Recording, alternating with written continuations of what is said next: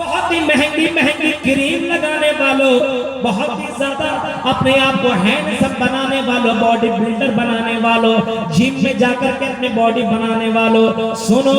और लड़कियों, और यहाँ के लालगंज की लड़कियों, पूर्णिया की लड़कियों, मेरी माँ और बहनों, एक से एक क्रीम का तुम इस्तेमाल किया करती हो, मैं मना नहीं करता, लेकिन मैं तुम्हें बता रहा हूँ सबसे अच्छा क्रीम और सबसे अच्छा पाउडर अगर तुम्हें लगाना तो वजू का पाउडर लगाओ, 5 टाइम वजू बना लो, इससे बढ़कर के कोई क्रीम और कोई पाउडर ही नहीं है मेरे प्यारे साथियों। इसका असर तुम्हें मरने के बाद दिखेगा, इसका असर ये क्रीम की शक्ल में तुम लगाओगी, इतना शानदार ये क्रीम है कि मरने के बाद क़यामत के दिन जब पूरा का पूरा अंधेरा होगा मैदान महशर में, तो अल्लाह के नबी फरमाते हैं और कुरान भी यही कहता है कि वजू के निशानात उनके बदन में चमकेंगे। अल्लाह के नबी सल्लल्लाहु अलैहि वसल्लम ने जब आखिरी खुतबा दिया हज्जतुल विदा के मौके पर, अपना लास्ट खुतबा दिया, आखिरी खुतबा दिया, तो उसी खुतबे के मौके पर आपने ऐलान करते हुए फरमाया या अय्युहन नास अला इन्न रब्बकुम वाहिद अला इन्ना अबाकुम वाहिद, ऐ लोगों तुम सबका रब एक है, तुम सबका ईश्वर और परवरदिगार एक है, तुम सबका गॉड एक है, तुम सबका रब्बुल आलमीन एक है, 2 नहीं 3 नहीं 4 नहीं 5 नहीं, एक ही है, दूसरा नहीं है। एकम है, दूसरा नहीं तीसरा नहीं, there is no God, God is only one without second, एक ही गॉड, एक ही अल्लाह, एक ही परवरदिगार, एक ही ईश्वर है, दूसरा तीसरा चौथा कोई नहीं है मेरे प्यारे साथियों।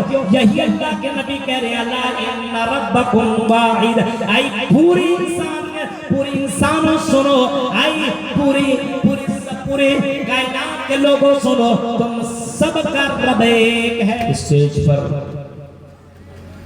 तशरीफ फरमा मुअज़्ज़ज़ उलमाए किराम, जलसा के निहायती अहम जिम्मेदारान, मदरसा फलाहुल मुस्लिमीन शेषावादी टोला लालगंज पूर्णिया और इसके अतराफ व अकनाफ से तशरीफ फरमा मुअज़्ज़ज़ सामीन हज़रात, इस्लामी बुजुर्गों, नौजवान दोस्तों, प्यारे बच्चों और पर्दा नशीन मेरी माओ में, आपका ये प्रोग्राम काफी देर से चल रहा है बादल इशा, और इस इजलास का आखिरी मुकर्रर अभी बाकी है, मेरे बाद उनको आना है और वो आपके लिए कोई तारुफ उनके लिए करने की जरूरत नहीं है। शेख जरगीस सिराजी पिटावी हफीज़ुल्लाह तशरीफ फरमा है, उनको भी खिताब करना है।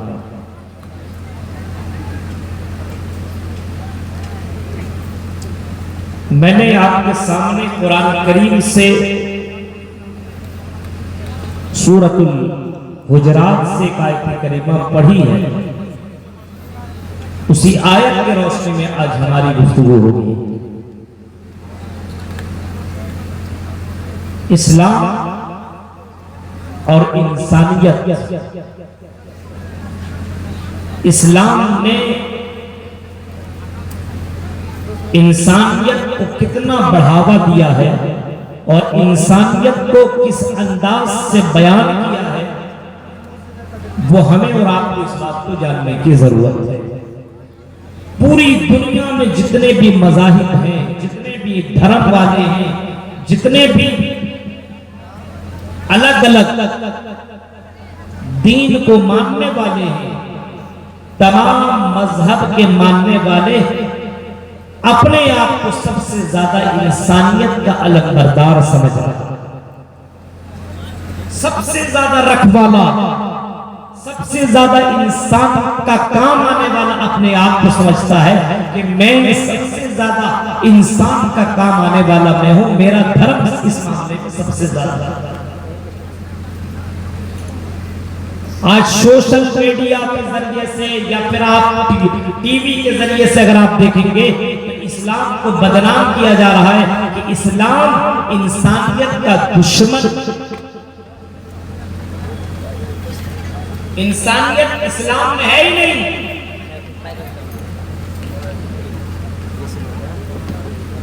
और इस्लाम इंसानियत का कातिल है, ये बाकायदा बताया जा रहा है, दिखाया जा रहा है।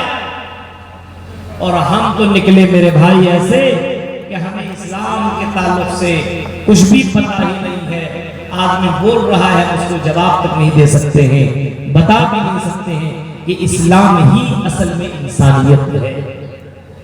जिसके पास इंसानियत नहीं वो मुसलमान नहीं। जिसके पास इंसानों के लिए रहम नहीं, इंसानों के लिए दया नहीं है, वो मुसलमान हो ही नहीं सकता है, वो इस्लाम के अंदर शामिल ही नहीं। सबसे बड़ा नंबरदार और सबसे ज्यादा इंसानियत का ख्याल रखने वाला अगर कोई मजहब है तो वो मजहब इस्लाम। और हम कहें, आप कहें, कहने से कुछ नहीं होता है। हम कहें तो हम प्रूफ के साथ इस बात को कहेंगे ताकि आप भी इस बात को मानने पर मजबूर हो जाए कि वाकई इस्लाम ही इंसानियत का सबसे बड़ा नंबरदार है।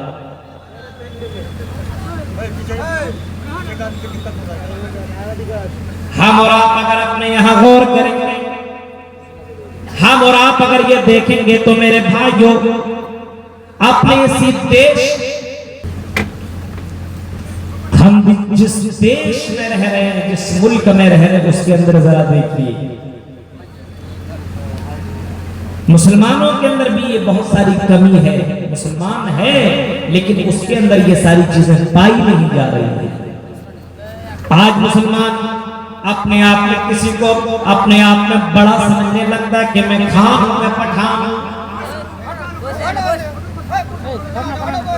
मैं फलां बरादरी से बिलोंग करने वाला हूं, फलां कबीले से मैं ताल्लुक रखने वाला हूं, मेरा मकाम ज्यादा ऊंचा है। गैर मजहब के अंदर, हिंदू धर्मों के अंदर अगर आप देखेंगे तो कोई इस जात का मानने वाला, कोई उस जात का मानने वाला, कोई उस धर्म का मानने वाला, कोई उस कास्ट के रहने वाला है और आपस में एक दूसरे को गलत नजर से, तिरछी नजर से देखता है। अरे वो तो घटिया है, वो तो ऐसा है, वो तो वैसा है, वो हमारे मंदिर में नहीं आ सकता, हम उसके मंदिर में नहीं जा सकते, हम मंदिर में हम उसको एंट्री नहीं दे सकते। यही चीज मुसलमानों के अंदर भी आ चुकी है कि हम तेरी मस्जिद में ना जाए, तू मेरी मस्जिद में ना, हम तेरी मस्जिद, मेरी मस्जिद में अगर तू आ गया तो नापाक हमारी मस्जिद हो जाएगी। मेरे प्यारे साथियों, इंसानों ने इस तरीके से इंसानियत का कत्ल कर दिया, इस तरीके से इंसानियत को जलील करके रख दिया है। अल्लाह की दृष्टि में, अल्लाह की नजर में कोई छोटा मोटा नहीं है, कोई अमीर कोई गरीब नहीं है, कोई ऊंचा नीचा नहीं है, कोई काला कोई गोरा नहीं है, कोई मोटा कोई पतला। अल्लाह की नजर में ये सब नहीं देखा जाता है, बल्कि अल्लाह ताला कहता है, या अय्युहन नास इन्ना खलकनाकुम मिन ज़करिन व उन्सा व जअलनाकुम शुऊबन व क़बाइल लितअर्रफू इन्ना अकरमकुम इंदल्लाहि अत्क़ाकुम। इंसानों सुनो,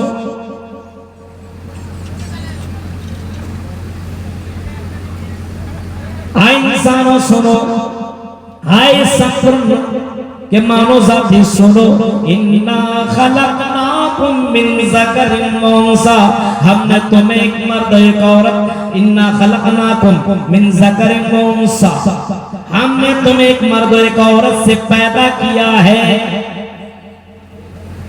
इंसानों, हमने तुम्हें एक मर्द एक औरत से पैदा किया है।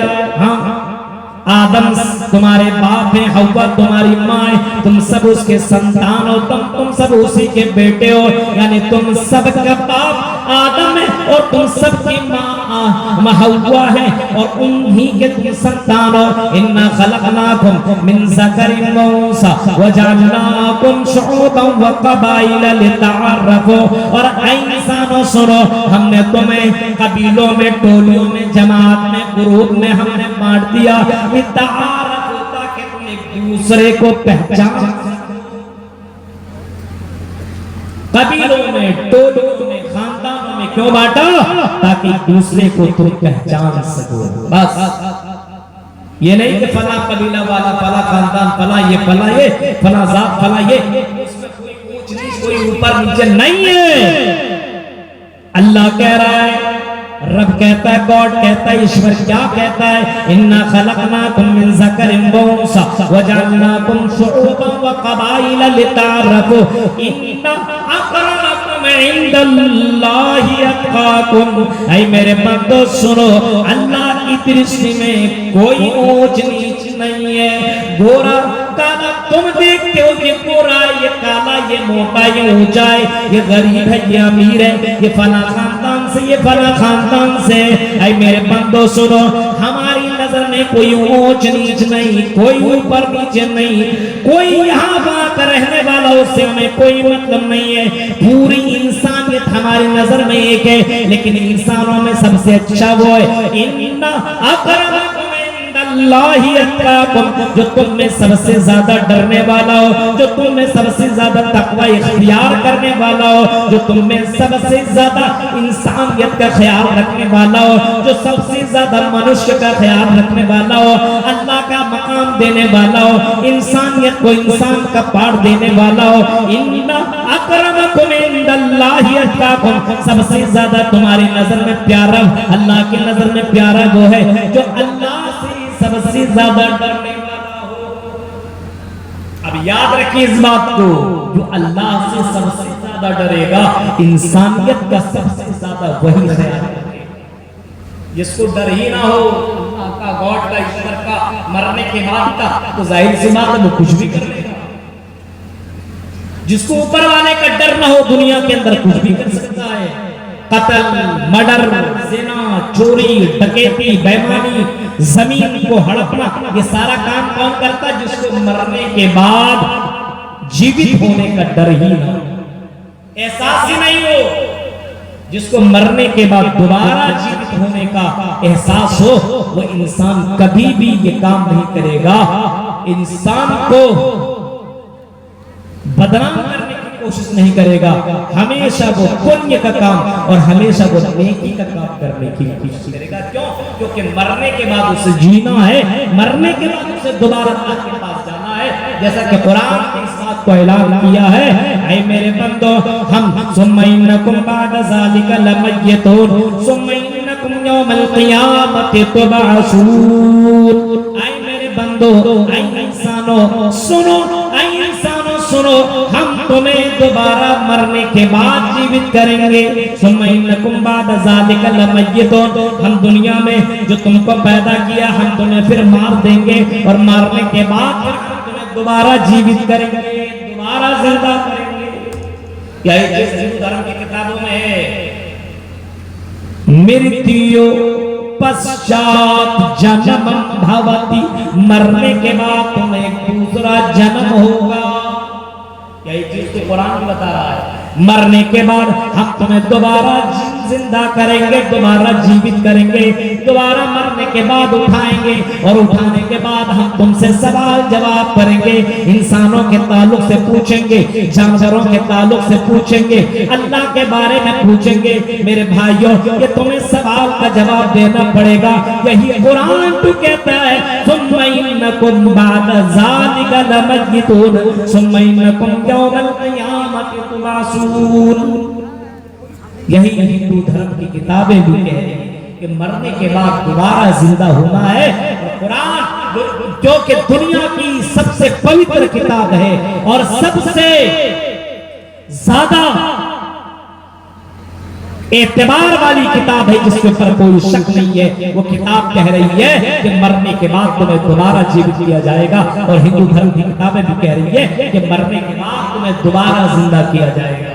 और बाद में क्या कहते हैं? हिंदू धर्म की किताबें क्या कह रही है कि हाँ, दोबारा जिंदा भी किया जाएगा। उनकी किताबें ये भी कहती है, मरने के बाद तुम्हें दोबारा जिंदा करने के बाद जो इंसान जैसा रहेगा उसी के बुनियाद पर उसको दोबारा जिंदा किया जाएगा।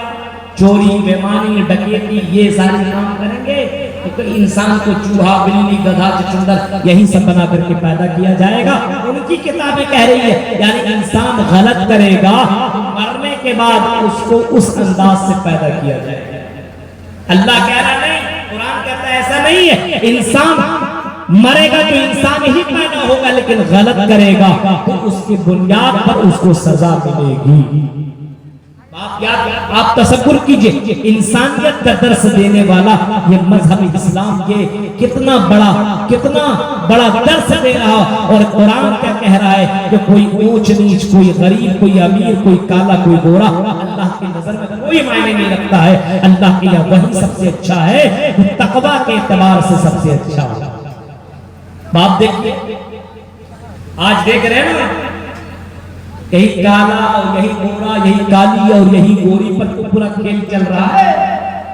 एक एक क्रेम कई हजार के बिक रहे हैं।